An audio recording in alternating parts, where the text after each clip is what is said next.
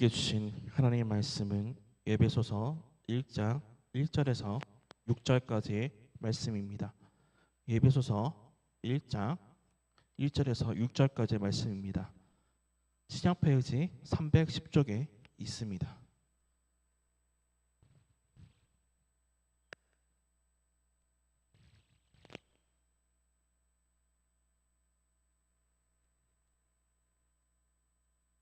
다 찾은 줄 믿고 한 목소리로 봉독하도록 하겠습니다. 하나님의 뜻으로 말미암아 그리스도 예수의 사도된 바울은 에베소에 있는 성도들과 그리스도 예수 안에 있는 신실한 자들에게 편지하노니, 하나님 우리 아버지와 주 예수 그리스도로부터 은혜와 평강이 너에게 있을지어다. 찬송하리로다. 하나님 곧 우리 주 예수 그리스도의 아버지께서 그리스도 안에서 하늘에 속한 모든 신령한 복을 우리에게 주시되, 곧 창세전에 그리스도 안에서 우리를 택하사 우리로 사랑 안에서 그의 앞에 거룩하고 흠이 없게 하시려고 귀 기쁘신 뜻대로 우리를 애정하사 예수 그리스도로 말미암아 자기 아들들이 되게 하셨으니, 이는 그가 사랑하시는 자 안에서 우리에게 거저 주시는 바 그의 은혜의 영광을 창수하려 하는 것이라. 아멘. 감사합니다. 오늘 시간 주님께서 함께 하시고 인도하여 주시고 내려 주시옵소서. 예수님의 이름으로 기도합니다. 아멘.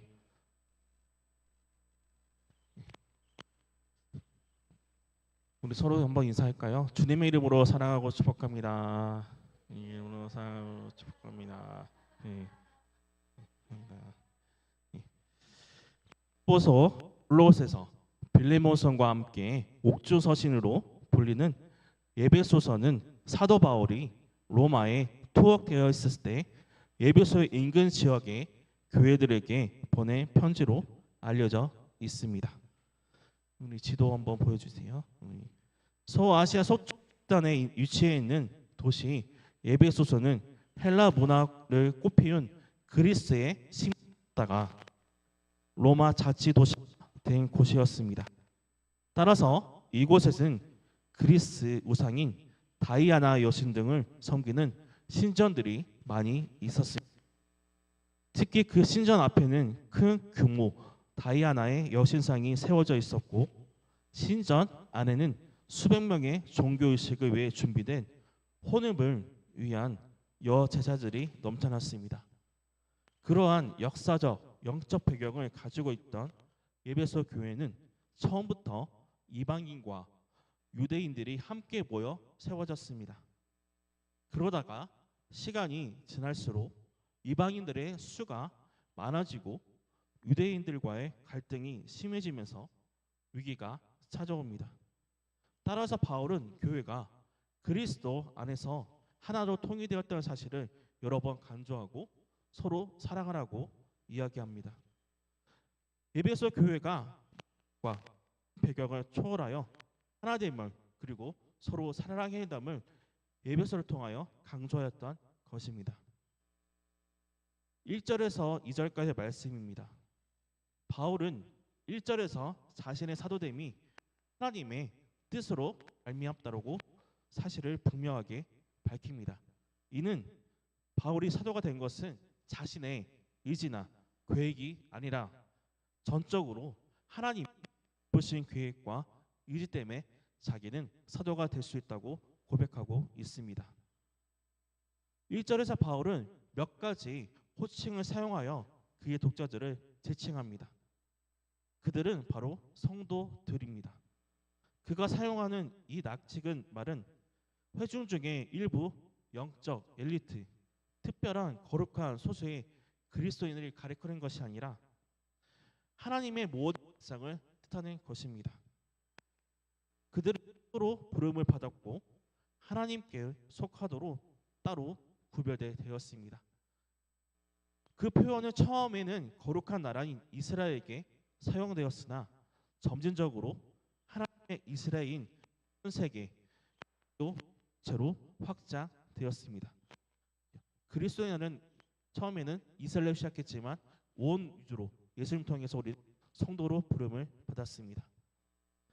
바울은 그리스도 예수 안에 있는 사람들입니다. 종합적으로 보면 바울의 묘사는 굉장히 포괄적입니다. 그들은 하나님께 속해 있기에 성도라고 불리며 그들은 그리스도를 믿었기에 신자입니다. 그리고 그들에게는 두 개의 집이 있습니다. 그리스도 안에 예배소서에 사는 정체성을 부여받는 사람들이었습니다. 또 많은 학자들이 이 절을 단순히 헬라와 히브리 문화의 기독교 형태를 관습적 인사말로 보는 경향이 있습니다. 이 절 말씀에 하나님 우리 아버지와 주 예수 그리스도로부터 은혜와 평강이 너에게 있을지어다. 단순한 인사말이 아니라 바울의 펜에서 나온 것 중에 관습적으로 쓴 말이 하나도 없다는 것입니다. 은혜는 값없이 구원하시는 하나님의 주도권이며 평강은 그분이 주도권적으로 지고 하신 일을 뜻합니다. 은혜와 평강은 에베소서의 핵심 단어입니다. 에베소 6장 15절에는 복음을 평안의 복음이라고 말하고 있습니다. 하나님 그리스도의 십자가 대속 은혜를 베푸셨기에 평안이라는 하나님의 속성이 표현될 수 있는 것입니다. 은혜는 값없이 과분하게 주시는 하나님의 자비. 그러므로 우리는 이 절을 통해서 이 서신시 전체에서 알려주는 복된 소식을 간결하게 요약할 수 있습니다. 은혜를 통한 평강이라고 요약할 수 있습니다. 3절의 서두에는 우리 주 예수 그리스도의 아버지라고 하나님을 내고 있습니다. 이것은 예수 그리스도를 주님으로 고백하는 모든 이들이 하나님께 신령한 복을 받았음을 알려주고 있습니다. 이전에는 하나님이라는 존재는 이스라엘이라는 국가적, 민족적 특성에만 국한됐던 이름이었지만 바울은 그리스도 예수 안에서 나는 수식어를 통해서 이제는 하나님 나라의 우주적 통치에 대해서 언급하고 있습니다. 우리 4절 말씀을 함께 같이 읽도록 하겠습니다. 시작. 곧 창세전에 그리스도 예수 안에서 우리를 택하사 우리로 사랑 안에 그 앞에 거룩하고 흠이 없게 하시려고. 또 4절은 하나님의 선택과 목적을 말하고 있으며 하나님께서 우리를 선택하신 목적은 우리를 거룩하고 흠이 없게 하시는 것이며 하나님께서 우리를 예정하신 목적 우리를 하나님의 아들로 입양하는 것입니다. 그렇게 부름받은 성도들에게 거룩한 게 아니라 필수입니다. 그러나 거룩하고 흠이 없게 되는 것은 성도의 노력으로만 이루어지는 것이 아닙니다. 하나님께서 성도들 가운데 역사하여 의지를 발동시키는 능력을 주셔야 가능한 것입니다. 하나님은 성령으로 성도들에게 거룩하게 하시고 예수 그리스도 아래 그들을 거룩하고 흠이 없고 책망할 것이 없는 존재로 우리를 세우십니다. 5절 말씀입니다. 예정하다로 번역된 헬라어는 미리 결정하다는 뜻입니다. 이 단어는 구원을 이루어 가시는 하나님의 권위, 즉 주도권을 강조하는 단어입니다. 이어 나오는 아들들이 되게 하셨으니 표현 법 용어입니다. 로마법에는 양자가 되면 과거의 모든 빛을 탕감받고 이전의 모든 상태에서 벗어나 가족의 으로 새로운 삶을 시작할 수 있습니다. 그와 같은 개념에서 우리가 하나님은 매우 중요한 의미가 있습니다. 6절에서는 바울은 하나님께서 우리를 택하시고 예정하신 궁극적인 목적이 값없이 하나님의 은혜의 영광을 찬송한다는 있다고 말하고 있습니다. 우리를 선택하신 이유는 바로 하나님을 찬양하기 위해서입니다. 또 오늘 말씀을 통해서 바로 하나님의 사랑을 대해서 전하고자 합니다. 20세기 최고의 신학자 급으로 불리고 있는 칼 바르트는 십자가에서 하나님의 깊고 깊은 사랑을 발견하였습니다. 십자가에 못 박히신 예수님을 바라보면 우리를 지극히 사랑하시는 하나님을 보게 하였습니다. 인간을 창조하신 하나님의 목적을 무시하고 하나님의 말씀을 거역하였으며 하나님을 배반한 죄인들을 심판할 수 없어서 하나님이 자신의 죄를 대신 짊어지셨고 그 죄값을 대신 치르기 위하여 십자가에 생명을 내어 주셨습니다. 이것이 바로 하나님의 죄로 인해서 죽어야 되는데 우리를 대신하여 예수님께서 달려 돌아가셨습니다. 그것이 바로 하나님의 사랑입니다. 죄를 범한 우리를 구원하기 위하여 하나님은 독생자이신 예수님을 메시아로 보내주셨고 우리의 죄를 대신하여 십자가에 못 박혀 죽게 하심으로 우리를 하나님의 자녀로 삼아 주셨습니다. 바로 이것이 하나님께서 우리에게 베풀어 주신 신령한 은혜이며 하나님의 사랑입니다. 성경의 일관된 주제는 하나님은 사랑이시다입니다. 하나님을 설명하는 이 많으신 분이라고 표현하는데 사랑은 세상을 창조하신 하나님 안에서 나온 것이며 하나님 안에 완전한 사랑이 있습니다. 예수님께서도 제자들에게 서로 사랑하라고 하셨습니다. 예수님께서 명령하신 사랑은 이웃을 자신처럼 사랑하라는 것과 원수까지도 사랑하라는 점에서 정점에 다다르고 있습니다. 원수까지 사랑하는 말씀을 들으면 저는 생각이 나는 사람이 있습니다. 여수 양원에 손양원 목사님의 유품이 전시되었는데 그 가운데 눈길이 끄는 봉투가 하나가 유리함에 들어 있습니다. 바로 감사 봉투입니다. 두 아들 동인, 동신이 공산당 청년 안재선에게 총살로 순교를 당한 후 직후 장례식을 마치고 하나님 앞에 바쳤던 감사원금 봉투입니다. 그 감사원금 봉투 곁면에는 두 아들의 1만 원 손양원이라고 적혀 있습니다. 1948년 여수 순천 사건의 와중에 순천 사관학교를 송 목사님의 두 아들인 동인과 동신을 순교하게 됩니다. 자 후에 감사원금 1만 원을 하나님 앞에 올려드렸습니다. 당시 손 목사님의 한 달 사례비는 80원이었습니다. 1년은 목사님 전 재산을 하나님께 바친 것과 다름이 없었습니다.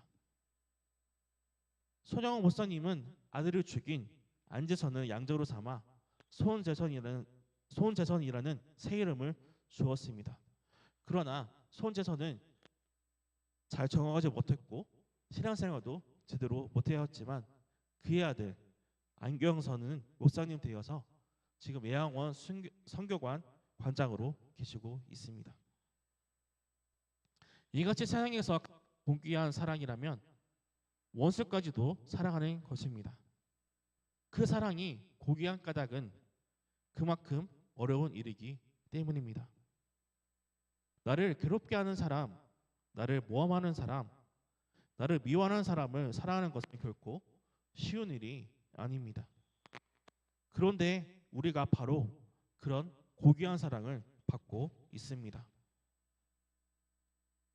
오늘 말씀은 놀라운 하나님의 사랑에 대해 증거하고 있습니다. 본문에서 하나님께서 베풀어 주신 놀라운 사랑을 하나님 곧 우리 주 예수 그리스도의 아버지께서 그리스도 안에서 하나님에 속한 신령한 복을 우리에게 주셨다고 묘사하고 있습니다. 3절 함께 같이 읽도록 하겠습니다. 시작. 찬송하리로다 하나님 곧 우리 주 예수 그리스도의 아버지께서 그리스도 안에서 하나님에 속한 모든 신령한 복을 우리에게 주시되 하늘에 속한 신령한 복이란 하나님께서 우리에게 주신 놀라운 사랑을, 그렇다면 하나님께서 우리에게 베풀어 주신 놀라운 사랑은 무엇인가요? 첫 번째는 하나님께서 창세 전부터 태초부터 우리를 선택하시고 있다는 것입니다. 하나님의 예정은 세상을 구원하기 위한 하나님의 계획을 말하고 있는 것입니다. 태초부터 하나님은 죄를 범하게 된 사람들과 세상을 구원하기 위하여 특별한 계획을, 그것은 하나님의 아들을 메시아로 보내시고 그 하나님의 아들이 모든 사람의 값을 대신 받게 하시어 세상 사람들과 세상을 구원하시겠다는 것입니다.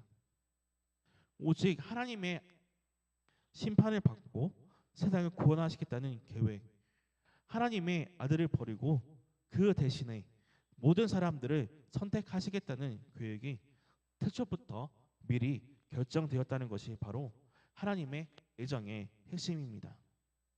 따라서 하나님의 예정은 언약의 기초가 됩니다. 세상을 구원하기 위한 하나님의 예정에 따라 하나님의 아들이 세상에 오셨고 고난을 당하셨으며 예루살렘에 입성하시어 십자가에 못 박혀 죽으셨습니다. 예수님의 생애가 바로 하나님의 언약에 증거하는 것입니다. 하나님은 우리를 거룩하게 하시고 흠이 없게 하실 것을 미리 정하셨습니다. 인간을 만드신 하나님은 인간의 특성을 너무나 잘 알고 계십니다. 그 연약함, 끝없는 욕망, 무엇을 좋아하고 어떤 것에 마음이 끌리는지를 잘 알고 계십니다. 그리고 그 인간의 특성 때문에 하나님을 배반하고 하나님을 거역하게 될 것도 다 알고 계십니다. 하나님의 피조물인 인간이 하나님을 배반하고 하나님의 말씀을 거역하며 하나님부터 멀어지는 것이 바로 하나님께서는 하나님과 교제하고 하나님을 찬송하는 존재로 우리를 만드셨습니다. 이사야서 43장 2절을 함께 읽도록 하겠습니다. 시작. 이 백성은 내가 나를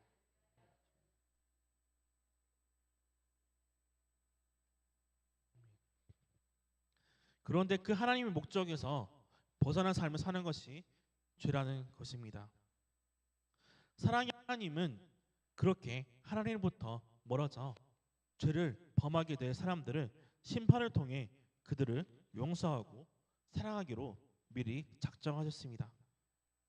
죄를 범한 사람이지만 거룩하고 흠이 없는 존재로 회복시키기로 예정하셨습니다. 두 번째로는 하나님께서 우리를 하나님의 아들이 되게 하셨다는 것입니다. 사람이 범하였다는 것은 하나님과 원수가 되었다는 것입니다.